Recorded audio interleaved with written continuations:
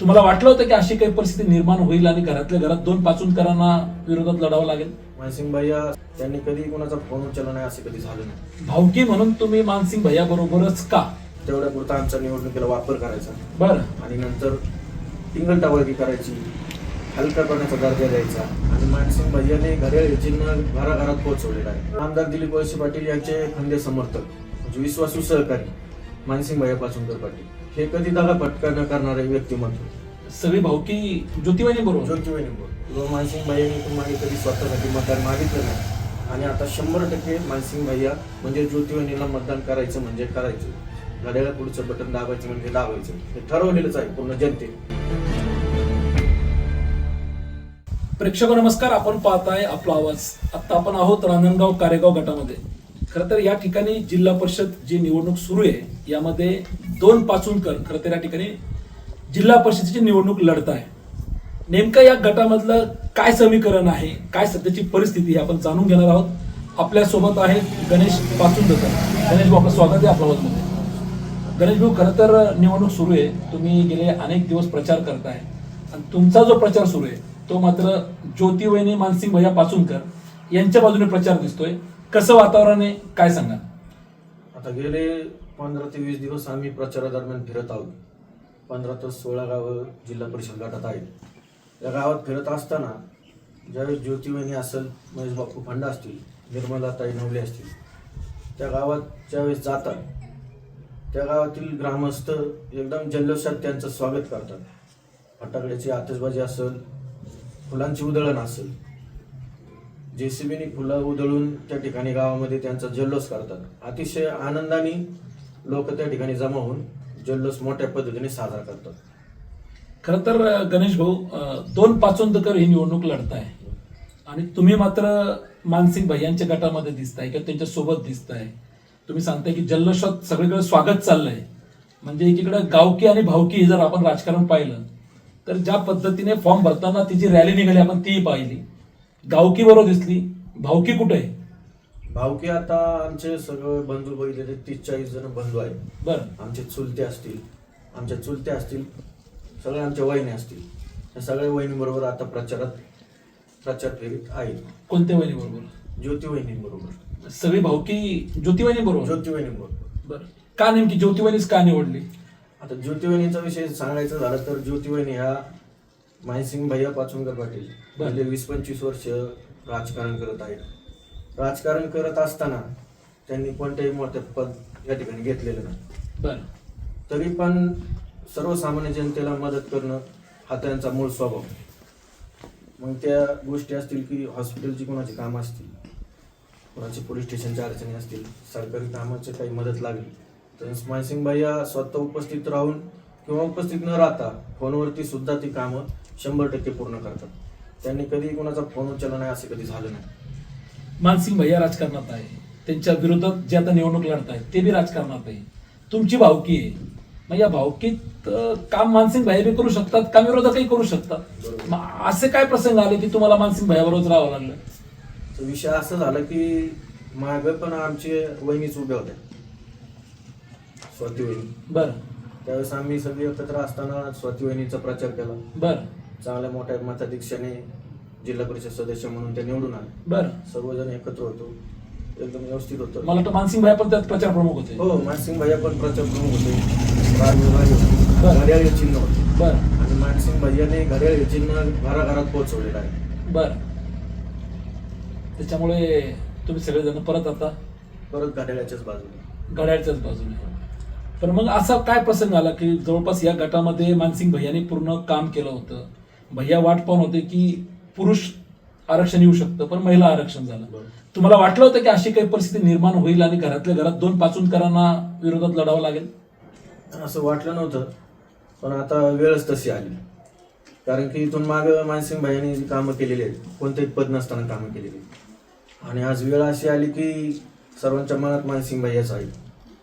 त्याच्यामुळं मनात नसताना सुद्धा आरक्षण लेडीज चालू आणि त्या ठिकाणी ज्योतिवहिनीचा फॉर्म भरावा लागला.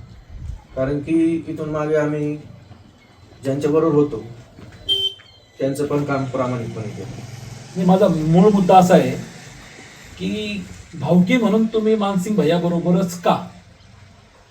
विषय सांगायचा झाला तर आम्ही जे बोललो मी आता प्रामाणिकपणे आम्ही त्यांच्याबरोबर पण होतो.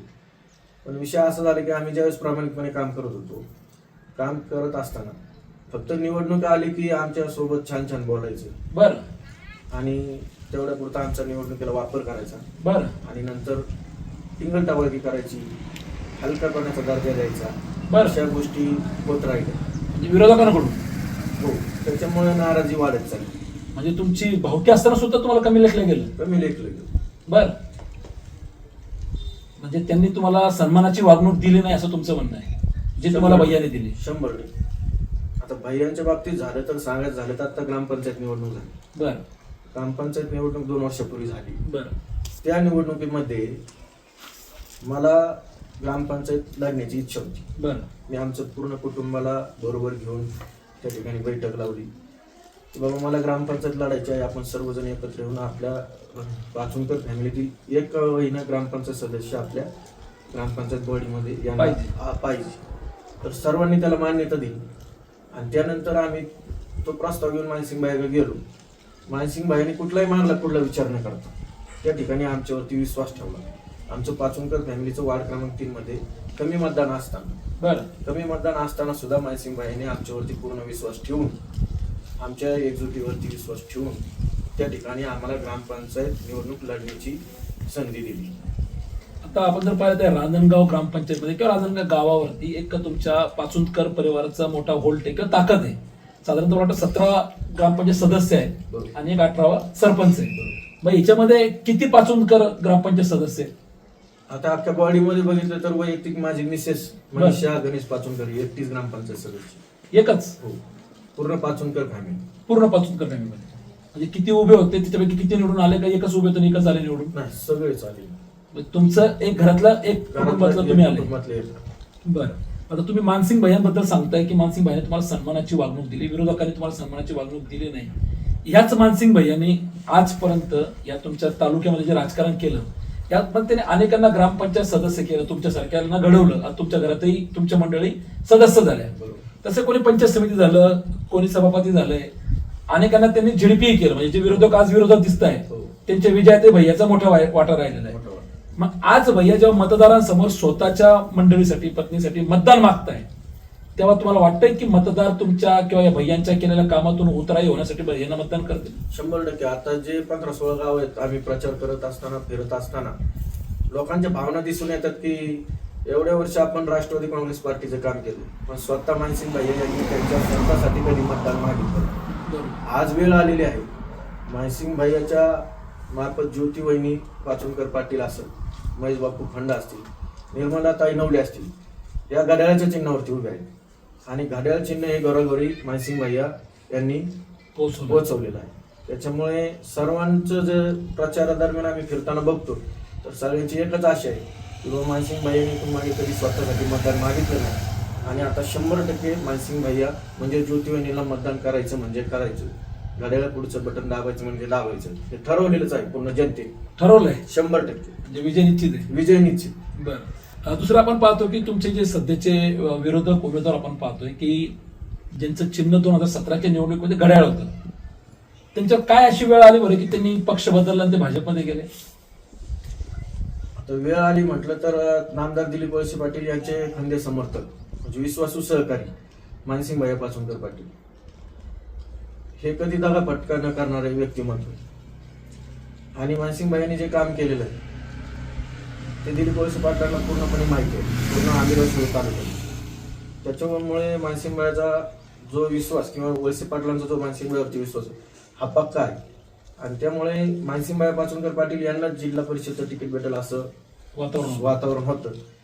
आणि त्याच्यामुळे आणि दुसरा विषय की काहीतरी गोष्टी आहेत की त्याच्यामुळं बीजेपी जाण्यास त्यांना म्हणजे तसे भैया एकनिष्ठ राहिले, हो. साहेबांबरोबर राहिले, पक्षाबरोबर राहिले, भैया कायम घड्याळाबरोबर राहिले. बरोबर. तसे जे विरोधक आहे यांनी मात्र पक्ष बदलला, मग तो सत्तेसाठी बदलला? 100%. म्हणजे सत्ता सर्वस्वी, सत्ता सर्वस्वी, काही करून सत्तेत राहायला पाहिजे. सत्तेत राहायला पाहिजे. बरं, पण काय वाटतंय मग मतदार अशा पक्ष बदलणाऱ्या लोकांना स्वीकारतील का एकनिष्ठ राहिलेल्या भैयाच्या पदरात माप टाकतील? एकनिष्ठ राहणार भैयाच्या पदरात माप टाकणार 100%. जनतेचा विश्वास आहे मानसिंग भाई. जनतेचा विश्वास आहे. बरं, तुमच्या रांजणगावमध्ये आता आपण त्या दिवशी पाहिलं, साधारण मला वाटतं 20 तारखेला आपण फॉर्म भरला, त्या दिवशीची जी गर्दी होती, विरोधकांचंही आम्ही फॉर्म भरायला पाहिलं, तिथं काही गर्दी आम्हाला तेवढी दिसली नाही, पण तुमची अफाट गर्दी पाहिली. तुम्ही स्वतः स्टेरिंगवर बसले होते.